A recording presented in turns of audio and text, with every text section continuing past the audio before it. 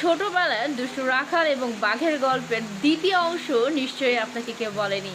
প্রথম অংশে আপনি শুনেছিলেন দুষ্টু রাখাল বাঘ না আসলেও বলতো বাঘ বাঘ বাঘ, এবং তখন গ্রামবাসী লাঠি সোটা নিয়ে এসে দেখতো কোনো বাঘ নেই।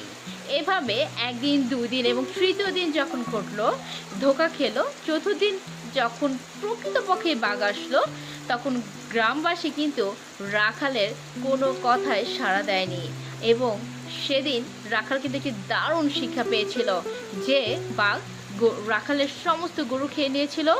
এবং রাখাল বুঝতে শিখলো যে যখন আমরা মিথ্যা কথা বলি তখন সকলে পাশে থাকলেও, এবং এতে যখন মানুষ অভ্যস্ত হয়ে যায়, যেদিন এরপরে যেদিন সে সত্য বলবে সেদিন কোনো মানুষ পাশে থাকবে না।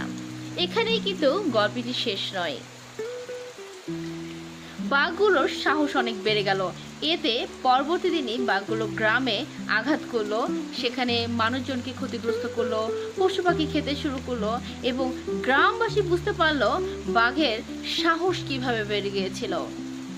গ্রামবাসী বুঝতে পারলো বাঘের সাহস ওই দিনই বেড়েছিল যেদিন বাঘ এসেছিল, কিন্তু রাখালের ডাকে আমরা কেউ সাড়া দেইনি। গল্পের দ্বিতীয় অংশ আমাদেরকে শেখায় যখন কেউ প্রকৃত অর্থেই বিপদে পড়ে তখন যেমন আমাদেরকে হেল্প করার দরকার, কেউ যখন এমনি এমনি যদি বলে যে বিপদ বিপদ, তখনও আমাদের হেল্পের জন্য এগিয়ে যাওয়া উচিত। কারণ যখন কেউ বিপদে পড়ে তখন তৃতীয় পক্ষ যদি চেষ্টা না করে তাহলে কোনো একদিন সেই তৃতীয় পক্ষই ক্ষতিগ্রস্ত হয়।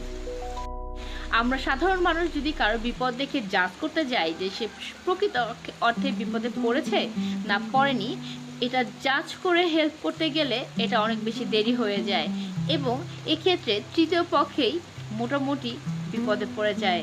আর এজন্যই আমি, আপনি বা আমাদের আশেপাশে যারা আছে তারা যদি কখনো বিপদে পড়ে আমাদেরকে অবশ্যই এগিয়ে আসা উচিত। এটা জাজ করা নয় যে সে প্রকৃত বিপদে পড়েছে নাকি পড়েনি। ধন্যবাদ সবাইকে।